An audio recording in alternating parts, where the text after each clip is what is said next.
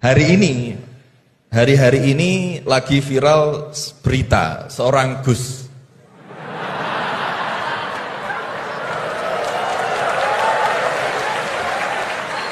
Mohon izin. Yang mungkin berceramah dengan kalimat yang kurang baik, mungkin diniatkan guyon tapi malah melukai hati orang lain. Tapi Masya Allah Gus Bahak guyon tapi tidak pernah melukai hati orang lain. Nah pertanyaan saya Gus, ngapunten, karena ini pasti ke Gus Bahak, tidak mungkin ke Gus Quraisy Shihab, tidak mungkin. Karena pasti Gus Bahak.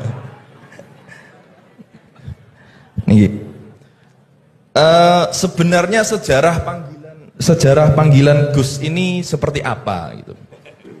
Apakah hanya dimaknai Gus ini adalah anaknya Kiai terus dipanggil Gus, atau bahkan mantunya Kiai saja, kalau jenengan katanya Gus naturalisasi gitu.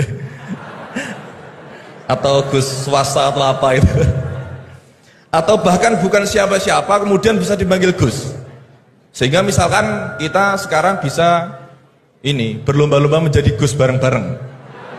Jadi pokoknya lomba-lomba.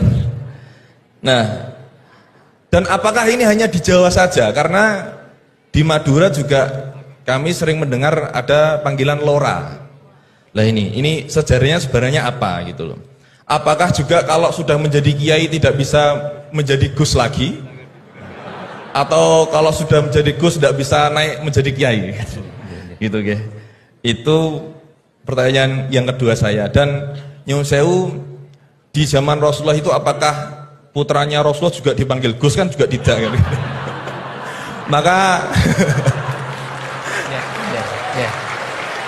Maka kalau Gus ini tidak ada di zaman Rasulullah, berarti semua Gus ini bid'ah gitu loh. Karena Gus tidak ada di zaman Rasulullah. Ngerti nggih? Ya, jadi intinya sejarahnya dan standarisasi Gus itu apa yang orisinil gitu.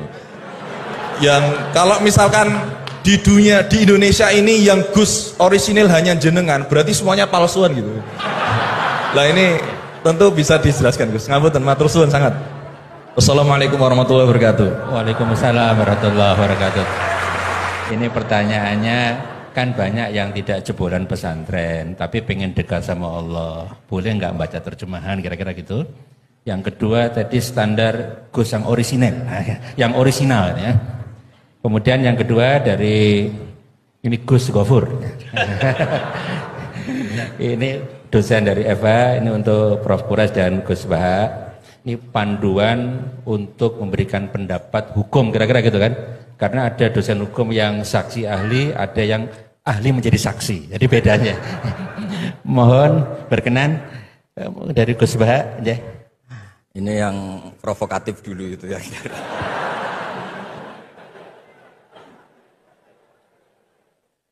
Semoga diampuni oleh Allah Ta'ala.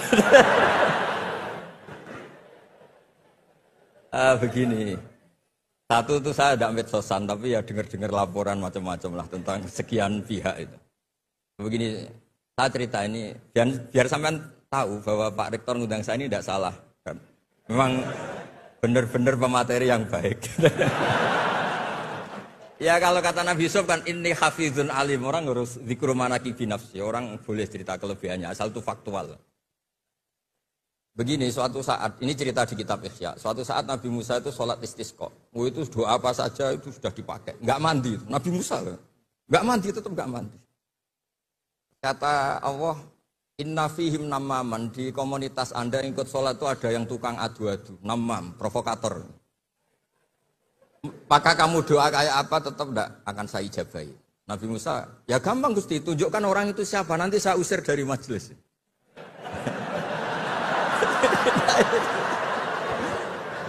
Jawabnya Allah itu lucu. Saya ini orang yang mengharamkan namam, mengharamkan namimah. Kalau saya menunjuk orang itu berarti saya juga namam. Intinya itu Allah terus mengabaikan sekian peristiwa namam. Jadi kalau pertanyaan provokatif terus kayak gitu tuh masih diabaikan oleh Allah Ta'ala. Karena nanti repot itu. Repot. Memang saya termasuk Gus yang asli itu jelas kalau itu.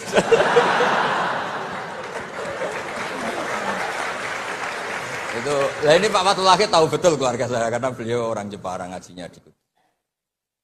Ya, terus masalah fatwa tadi, fatwa sosial itu atau memahami pakai terjemah begini seperti yang dikatakan Pak Kures.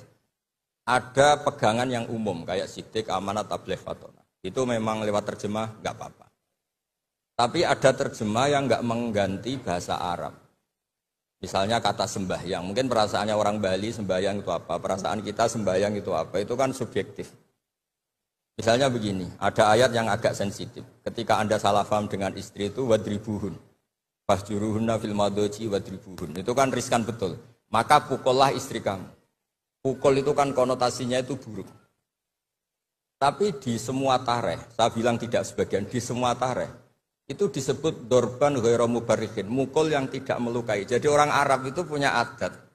Kalau kecewa itu dorobu bin ni'al wasau. Jadi mukul itu pakai kain, pakai kacu, pakai. Nah, di Jawa kata mukul itu ya mesti kekerasan itu. Nah, yang jenis ini itu riskan kalau dari bahasa Arab pindah ke Jawa. Jadi ada yang riskan, ada enggak. Nah, sebab itu saya sering bilang, saya ini kan belajar tafsir insya Allah lah, khatam. Cuma saya tidak suka nulis, karena sudah ada yang nulis. Karena saya nulis tetap saja dianggap top Pak Kures, jadi tidak usah nulis lah, sudah ada. Begini, yang penting saya menghormati beliau karena nulis khatam. Pentingnya nulis itu memang khatam, mulai awal A sampai Z. Pentingnya khatam itu apa? Di situ ada dialog. Ada dialog Allah sama nabinya, sama kekasihnya, bahkan sama musuhnya. Misalnya sama musuhnya. Itu Nabi Musa masih dibilangi sama Allah. Faqula lahu qawlan layyinan. Ini penting saya utarakan. Nah, suatu saat Harun Ar-Rasyid ini didatangi ustadz. Mungkin ustadz yang amatir lah, masih latihan ustadz, jadi masih ekstrim itu. Ya Amirul Mukminin, ini nasihun lak, famusyaddidun alaika, fala tajidanna fi nafsika aliyya syai'an. Ya sampai latihan bahasa Arab nanti Pak Rektor. Bukan Anda, Gus naturalisasi tadi Anda. Saya akan memberi nasihat engkau. Kemudian cara nasihat saya itu musyaddid, ekstrim. Maka jangan kamu anggap serius. Maksudnya jangan penjarakan saya ketika saya nasihat ke kamu ini kasar. Jawabnya Harun Ar-Rasyid itu langsung bilang gini. Bilang ya jahil, ini karena Arab. Orang Arab itu kalau ngomong jahil itu tidak sekasar yang kamu bayangkan. Karena makanya bahasa Arab itu susah. Saya itu, ini cerita ke Pak Kures, ini curhat, bukan cerita mufti curhat. Kiai Jawa kalau maknani wailak waihak itu ciloko kue. Padahal sering Nabi itu kalau kecewa sama seseorang bilang wailak sama waihak. Akhirnya santri tanya, lo katanya Nabi itu halus sopan santun kok ngendikan wailak waihak yang artinya itu celaka kamu. Ada orang tanya Nabi dan orang itu tidak paham. Nabi ngendikan apa? Isakilat ka umuk. Cek siale mbokmu anak kue. Diterangkan enggak paham. Tapi sarah-sarah kayak kitab Irsyadus Sari itu bilang gini. Kalimatu tarohumin wa talatufin. Ini kalimat yang orang Arab tuh merasa dekat sehingga bilang wailak. Tapi Kiai Jawa tetap saja maknani ciloko. Masalahnya di konteks itu yang dawuh itu Kanjeng. Nah, sing ngendikan ini orang Solo ini kan enggak apa-apa. Kayak bakat gitu aja terus orang gitu. Nah, yang seperti ini enggak bisa dipindah ke terjemah. Dan itu saya teliti dari sekian tradisi, ya tadi kayak wadribuhun. Makanya terus ulama nyusuli dorban ghairu mubarrihin. Mukul tapi tidak melukai. Karena orang Arab itu biasa kecewa mukul pakai peci. Tapi kalau orang Jawa gak berbayang mukul. Kedua misalnya contoh mahar. Orang Arab kalau masih mahar itu banyak. Karena jumlah mahar banyak, kemudian setelah suami istri hubungan intim, setelah dicerai itu kadang kepikiran ngambil karena maharnya misalnya Alphard 1 miliar gedung.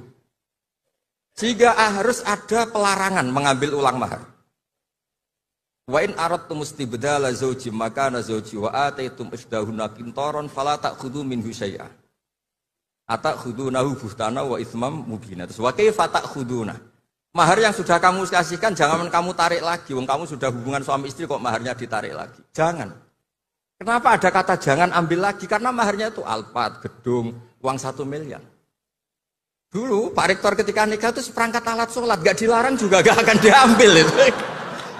Artinya gini, nggak mungkin andikan Quran turun di Indonesia ada kata fala ta'khudhu minhu syai'ah 100.000 seperangkat alat. Saya jadi kiai itu sampai bosen karena tiap nikahkan tuh maharnya seperangkat alat.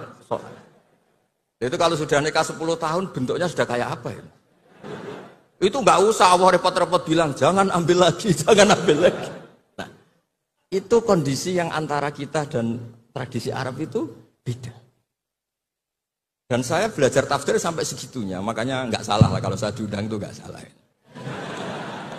Maksud saya yang naturalisasi tadi ya nggak usah diundang gitu maksudnya. Kalau nggak memenuhi kualifikasi tafsir loh.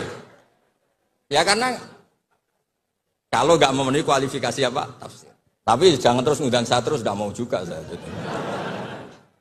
Nah tadi yang pertanyaannya Pak dosen Pak Ghafur tadi. Nanti Pak Kores nambahin. Hukum sosial itu memang nggak pernah mengikat di semua sisi ya, karena memang patokannya itu begini. Saya ambilkan contoh di Quran ya, karena ini memang tema tafsir. Di hal-hal sosial itu kekasihnya Allah pun didhawuhi Allah begini. Wa in adri la'allahu fitnatul lakum wa mata'un lil akhin. Wa ma adri ma yuf'alu bi wala bikum. Jadi Nabi misalnya mau perang, misalnya perang apa ini, Allah terus bilang, Muhammad kamu tenang saja, pasti menang. Enggak. Karena kalau dibilang begitu, nanti kendilnya Nabi atau keberanian Nabi dikira karena ada jaminan. Tetap.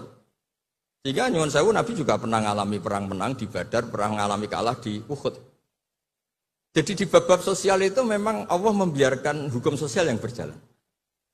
Sampai Ibnu Khaldun ngendikan begini. Saya masih ingat betul dan itu saya pegang. Nabi sebagai Nabi itu kena aturan hukum sosial. Meskipun beliau punya mukjizat kayak apa, ketemu orang harus santun, ketemu anak kecil harus sayang, ketemu orang sepuh harus hormat. Andai kan Nabi bisa terbang ke langit sekalipun, Mi'raj, tapi ketemu anak kecil nampar, ketemu orang sepuh ngeludahi, tetap gak diterima oleh publik. Walaupun tafadzun ghalidul qalbi lan faddu min khawli. Betapa pentingnya tata krama sosial. Kata Ibnu Khaldun, hadza Rasulullah man uyyida bil kauni kulli. Ini Rasulullah orang yang di backup sekian alam raya. Tapi sekali melanggar tata krama sosial, tetap lan faddu min khawli. Orang akan bubar. Sampai ngegoskan saya, sekarang tak pisoi. Wah Gus apa Gus kok mison, mesti langsung gitu. Nah coba misalnya sekarang, nyon sewu, saya ngeludahi Pak Rektor, langsung dipecat ya. Artinya tatanan sosial, meskipun saya keramat. Makanya kata Ibnu Khaldun, hadza Rasulullah man uyyida bil kauni kulli law syaa. Ini Rasulullah orang yang bisa mengendalikan alam raya karena kekasih Allah. Itu saja kena aturan, walau kunta faddan ghalidal qalbi lan faddu min khawlik. Kalau engkau salah tatanan sosial Muhammad, orang akan bubar. Nah maksudnya gini Pak dosen, kalau tatanan sosial gini, saya pernah ditanya oleh dekan Fakultas Kedokteran. Pas ada diskusi dengan ya tadi orang-orang medis, misalnya begini, itu misalnya nyun sewu, tapi gak usah dijiwai, gak usah kamu, udah dilupakan saja gak Pak. Menyembuhkan orang koma itu baik apa tidak baik. Tapi misalnya orang ini kalau sembuh, pasti bunuh lagi, pasti merkosa lagi. Terus kita gimana? Ngasih makan juga sama. Orang miskin nggak bisa makan, nggak bisa apa-apa, nggak bisa makan, nggak bisa apa-apa. Berkahnya nggak bisa makan, nggak bisa apa-apa, dia tidak nyuri, tidak bunuh, tidak merkosa. Dan orang ini kalau sehat lagi akan begitu lagi. Wajib ngasih makan dah. Itu mesti orang itu, weh, kasihlah kemanusiaan. Jangan nanti kumat lagi. Jadi hukum sosial itu mesti mindsetnya ulama itu beda-beda. Saya sering matur ke Pak Quraisyah, saya itu pernah kata santri saya pernah katanya diundang ke Malaysia juga pernah katanya diundang ke Maroko. Saya bilang sudah yang kelas-kelas internasional Pak Quraisyah saya ada usah. Kenapa? Jawabnya sederhana. Nanti kalau saya sering keluar negeri, terus semua kiai seneng keluar negeri, terus saya mulang pondok saya siapa? Wis gue iling-ilingan nak ning donya ono kiai desa sing alim kata saya maksudnya kiai desa tapi maca kitab ya cek bener rofa nasab. Tapi saya seneng sama kiai-kiai yang keluar negeri karena ini mewakili syiar. Saya seneng sama UI karena syiar gini. Tapi saya jangan disuruh jadi kiai di UI. Nanti gajinya tetap. Kalau kiai kan sering dapat gaji min khaisul layah tasib. Kayaknya jumlahnya banyak saya Mas. Jadi yang hukum-hukum sosial itu biarlah alam yang ya sudah setuju ya. Oh ya pokoknya gitu.